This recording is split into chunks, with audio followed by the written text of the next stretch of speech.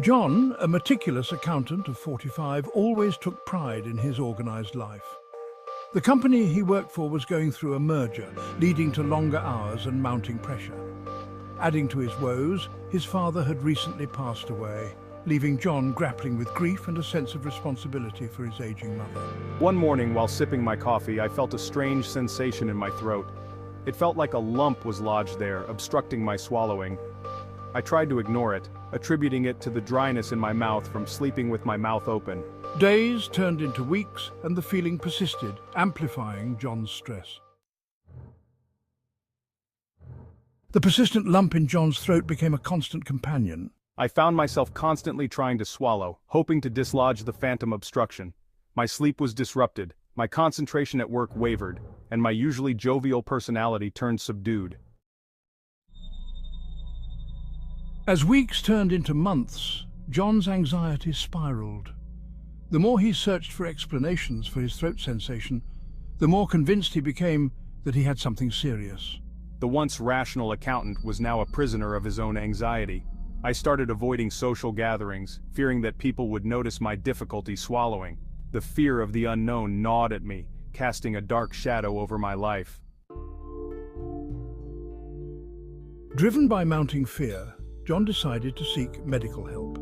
He scheduled an appointment with his primary care physician, Dr. Thompson. After a thorough physical examination, I couldn't find any physical abnormalities to explain John's symptoms. I reassured him that his throat looked normal and that there were no signs of any growths or tumors. Recognizing John's distress, I referred him to an ear, nose, and throat specialist, Dr. Patel.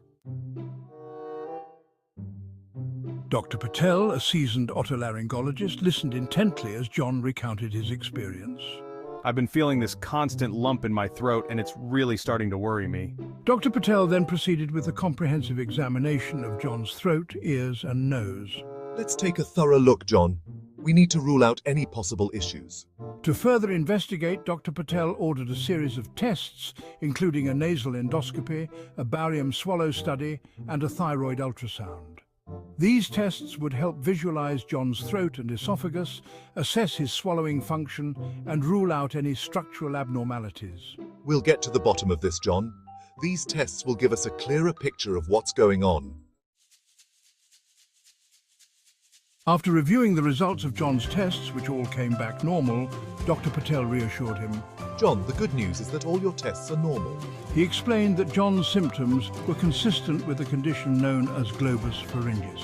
What you're experiencing is called globus pharyngeus. It's that feeling of having something stuck in your throat, but there's no actual blockage. The important thing is, it's not life-threatening. Dr. Patel explained that while the exact cause of globus pharyngeus is unknown, it is often associated with stress, anxiety, and muscle tension in the throat. The exact cause isn't clear, but it's often linked to stress, anxiety, and muscle tension. He then outlined a comprehensive treatment plan tailored to John's needs. We'll create a treatment plan that addresses your specific needs, John. Dr. Patel's approach to treating John's globus pharyngeus was multi-pronged. He recommended therapy to address John's stress and anxiety. Therapy will help you manage the stress and anxiety contributing to your symptoms. He also suggested vocal exercises and relaxation techniques to help relax the muscles in John's throat. These vocal exercises will help you relax your throat muscles and make swallowing easier. Lifestyle modifications were also crucial. Dr. Patel advised John to prioritize sleep, eat a healthy diet, stay hydrated, and engage in regular physical activity.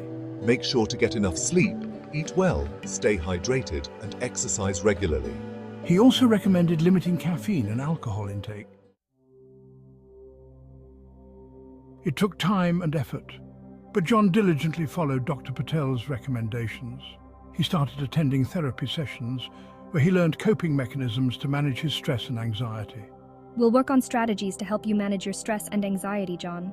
He practiced vocal exercises regularly, focusing on relaxing his throat muscles. Keep up with these exercises, John. They'll make a big difference over time. Gradually, John started to notice a difference. The constant lump in his throat became less bothersome, and his anxiety levels decreased. I can't believe how much better I feel.